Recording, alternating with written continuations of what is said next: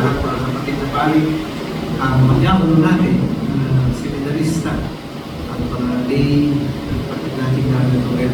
Sa po magpapala, ang magandang hapon sa inyo. Okay, magalang din po hama.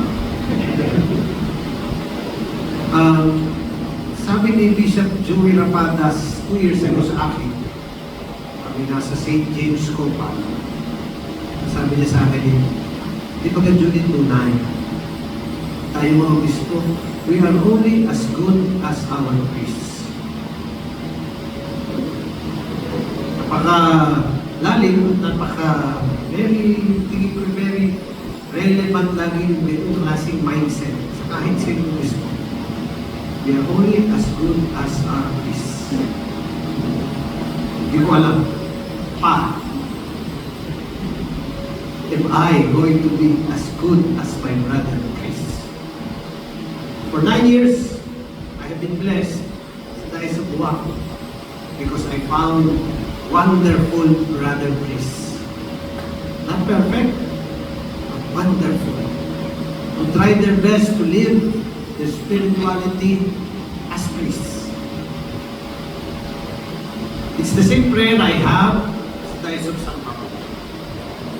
I be gifted with the same gift as I have had in the Diocese of Buwak, with priests who still remember why we are priests, who still live because of who we have been called to be.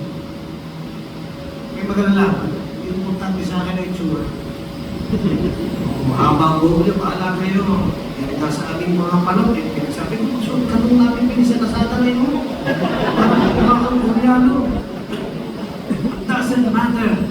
Because for me, what matters is how we live our priesthood. At the end of the day, we will be different. At the end of the day, we will have our own personalities. But still the same. You and I will be priests. I have, tawag nila, theologically, I have, mas mataas daw. Pero tingin mas malita ko. Pero at the same time, pareho din naman. And because of that, I have lived for 9 years. Wala pa naman na synodality. Synodal na kami doon. Never have I made any decision without listening to brother priests. It is very important for me what my brother priests say. Paano ka sa akin niyo kung mag-alala? Tinuruan ako doon to be patient enough to listen. Napakaganda because the synodal journey that we all have has been given a better, sabi ko nga, light because dilinaw. It is not just about listening to each other. It is also about discerning with each other. Pag-imadali ko kanila yung sermon. We need to say, we go back to the source of who we are. And this, before our very Lord. Ikalwa, also, I found it that I am only as good as my brother priest. That's why one of the things I had done and still would do, would love to do here, is I always promise my brother priest, ito, subukan ninyo ako. Pag-bite kayo, sagot ko kayo. No matter what. I've already done it. No matter what, no matter our mistakes, but if a priest would like to go back to our Lord as a priest, no matter where we have come from, willing, of course, to change, be good, sagot ko kayo, as a brother priest. No matter what, kahit yan ay sakit, sa ano man yan, sa lit na aming diocese, kahit dahil sa buwak, kahit hindi naman nagkakasakit, sabi ko, basta pumunta sa ospital, akong bahala sa inyo. Why? Because I believe in the value of brother priest. We will, magandang nagawa na ng paraan, simulan na ang mga ilang steps that I think we need to have to take care of each other. We need to take care of each other. Then last,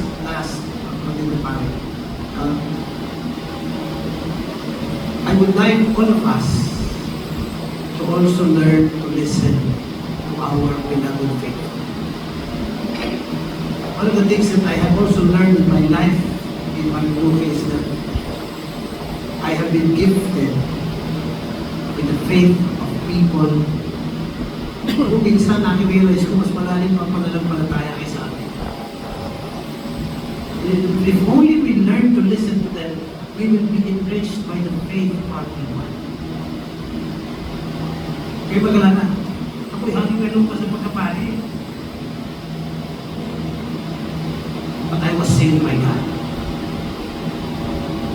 And because I was saved, I know what it means to see faith from the perspective of a sinner saved. And I hope we take that journey together. Last, kung pasal siguro, papasalamat din ako, pero time of course, Bishop Milo. Huwag lang ninyo. Ito na naging kami nakabudol. Sinabi ko sa kanila, kapitulol eh. When I was called by the Lucio about my appointment, ang aking una sagot is heart-wrenching. Hindi dahil sa inyo, ha? Hindi dahil sa iniwan ko. Ako ay, in love na ako doon. For 9 years, I have been taken care of, love. I have learned how to love deeply people whom I serve. My simple life there was, I think, paradise for any bishop. I don't want a big diocese. I want a small one because sa nakakita ko gusto ko makapagin yung bisikleta.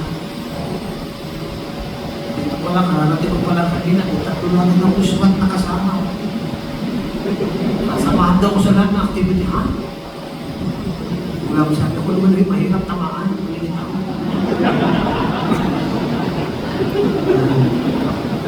But the reality is, I would like to really say, alam niyo, napundon ako eh. Umuha ko kay San Lucio, iniling ko sa totoo lang, ha? Again, natin din about you. Iniling ko to stay in Marinduque until next year. Sabi ko, tatanggapin ko na ng next year ito. Hindi pumayag ng Lucio. Sabi ano Bishop, as soon as we announce, 2-3 months, kailangan mag-take over ka na. Kung naman isip na, kung naman mag-intindi kahit paano, ay, hindi ba, gaya mo, okay. Tapos kausap ko pa si Bishop Milo, meron pala yung pinagtulungan eh. Itong isa naman, nagmamadali din.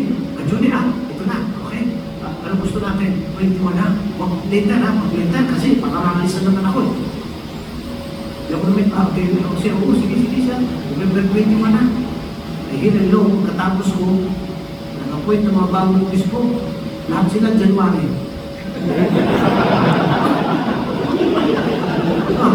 Di ba?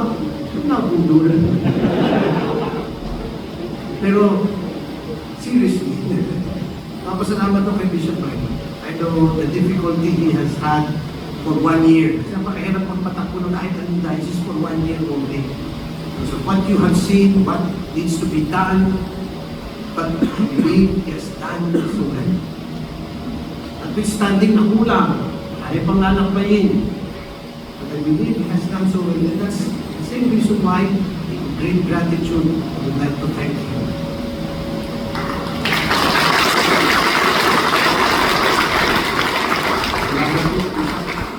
Sinimulan ninyo. Pag-aaral mo sa pinili, sinimulan mo. Alam musika. Itutuloy. Alam mo katapusan. And of course, thank you, my brother Chris. Because I'm sure, some of you have been already asked about me.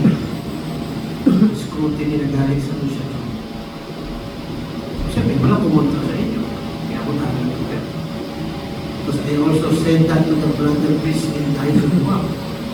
Marami sa kanila nakatanggap ng sulat, nakalagay na ng the good of the church. And sabi nila sa akin, siya, pag-hirap pala, pag the good of the church, nakikita takso. Totoo punto lang sila, masama daw ng kaunti sa Santo Papa. Oo, yung kasi sabi nila, bakit laging sa amin kinukuha? Siyempre, sa uyo, bakit lagi sa amin? Di ba kami church? Lalo na silang the good of the church sa dito na sa eh, sabi ngayon, sagutin nyo. This was between priests din, nung kami despedida sa akin mga pangit. Eh, kakayo, sagot naman ninyo. Sagot sa akin, eh, siyempre, ito sasabihin namin. Sabi namin, biyaya kayo sa San Pablo, kayo nila na dito mo. Hindi namin kayo pwede ipagdamong. Eh, sagot ko sa kayo, kayo pala may kasalanan kung ba't ako malilipat eh. Same thing. I know I'm here, because those who were asked here also said, pwede. I would like to thank you for the trust. My brother, please, this is just the beginning. And I hope, as I was blessed by diocese where I have served, all the experience that I have had, I will also be blessed with the bishop of the diocese. My prayer is that you will also be blessed by the little that I have, of the smallness of who I am. But still, I always believe in grace, and I always trusted myself.